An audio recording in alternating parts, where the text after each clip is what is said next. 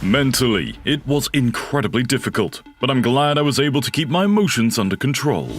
Elena Rybakina, a youthful and inspirational athlete, is like a gentle force of nature for a player who was initially dissuaded from participating in gymnastics and ice skating because she was too tall. Welcome to World Top Tennis, the one-stop channel where you can find everything about tennis and the players. In today's video, we'll see what really happened to Elena Rybakina. Without any further ado, let's get into it. The Kazakh professional athlete, who is now the top-ranked Kazakh singles player on the WTA rankings, won her maiden WTA 1000 championship at the 2023 BNP Paribas Open this year. The question, what really happened to Elena Rybakina, has been raised as a result of her consistent ability to display extraordinary brilliance in every single game. I wouldn't say it's the best from an experience standpoint. In 1999, Ekaterina and Andrea Rybakina gave birth to provisional tennis athletes Elena in Moscow, Russia. Elena Rybakina's father, who had developed a strong love for the game, encouraged her to start playing tennis at a very young age. Prior to enrolling in the tennis club, she joined the Dynamo Sports Club. There, she started exercising with a group of athletes who were similar to her age. Her early tennis career was fairly stilted because she was unable to receive individualized instruction and was constrained in the number of hours that she could devote each day to tennis and physical training. She had to balance playing tennis with studying because she was enrolled in a regular school, which was one of the causes of her limited practice time. Elena started playing tennis 8 years after she struck her first ball, and in 2014, she entered the ITF Junior Circuit, where she won her maiden championship in the Grade 3 Almaty VU Cup. A year after making her junior Grand Slam debut at the US Open, when she advanced only as far as the third round before bowing out, the young athlete's junior tennis career was not entirely successful, with more defeats than wins. Her success in the sport has been improving though. She entered the top 200 as a result of this victory and her success in Istanbul.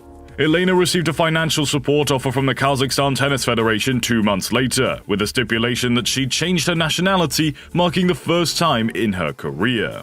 Even though she was only 19 years old, she accepted the bargain and changed her nationality from Russian to Kazakh.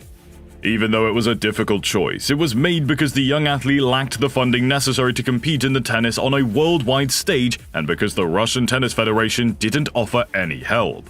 Many universities in the USA had offered her admission, but she had to decline their offers in order to pursue her dream of becoming a professional player. They supported me wholeheartedly, and they did everything within their power to enable me to continue playing and developing. The Kazakh player stated that it was the ideal timing because they needed a player and she needed a sponsor. I had all the conditions to practice and everything, and of course it helped me a lot. The talented athlete, who has switched to a Kazakh citizenship from Russian, still experienced a minor setback in 2022, at a crucial juncture in her budding career. Elena Rybakina, a professional tennis player, won on the 13th day of the competition after enduring a number of difficult matches to reach the Wimbledon finals. Following a 3-6, 6-2, 6-2 set victory over Tunisian tennis player Anne Zabur, she was crowned the women's singles winner.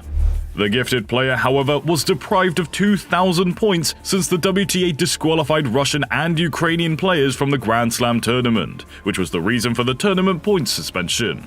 This was a result of the tense relations between Russia and Ukraine at the time, and the Russian Tennis Federation was quick to claim victory as a win for one of their own, stating in no uncertain terms that the Kazakh professional athlete had, after all, trained in their country throughout the early stages of her career before moving to Kazakhstan. But before we move on, for more interesting content like this, make sure to subscribe to our channel, World Top Tennis. Hit the bell icon to receive notifications whenever we post a new video. The tennis player admitted that she didn't really feel like a Wimbledon champion. Although she believed it was a significant accomplishment for her and she was really proud of her team, she did not feel that it was the most memorable experience of her life. Since we have so many things to go on, I honestly believe that this is a problem with the tour's organizational structure with some inadequate leadership. It's unfortunate since winning Wimbledon was my goal. She stated this at the 2022 US pre-match press conference. I feel like, actually, I'm not the Wimbledon champion. It takes time to realize that, but when you're going from tournament to tournament, that is how you feel at the end of the day. Her disagreement with the WTA's ruling was to be expected, given that, had she won the Wimbledon, she would have risen to the second-ranked position on the WTA circuit. Nevertheless, she entered the US Open ranked 23rd in the world, a really harsh condition for the tennis player who's just starting out. Tennis coaches play a very intricate and significant role in their players' life, helping them win by teaching them the fundamentals of winning and guiding them through the tournament after tournament. The role of a coach cannot be understated, yet occasionally, in the heat of the moment, they might become swept up in their emotions and appear to cause more harm than good.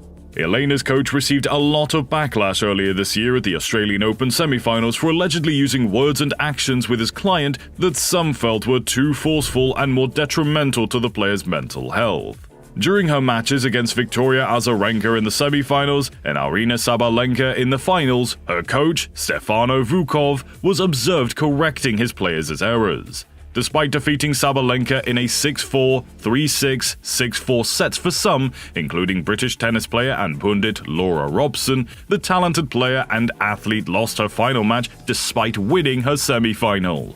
The coaching approach used by Stefano seems to have been more harmful than beneficial. Throughout the game, we were actually frequently viewing the box.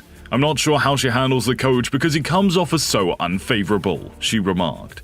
Others, like the former third-ranked tennis player in the world, Pam Shriver, tweeted their support for Elena in the hopes that she would find a trainer who always speaks to her respectfully and treats her with dignity. She claimed that the perceptions held by others about her coach's behavior were rather unsettling and far from reality.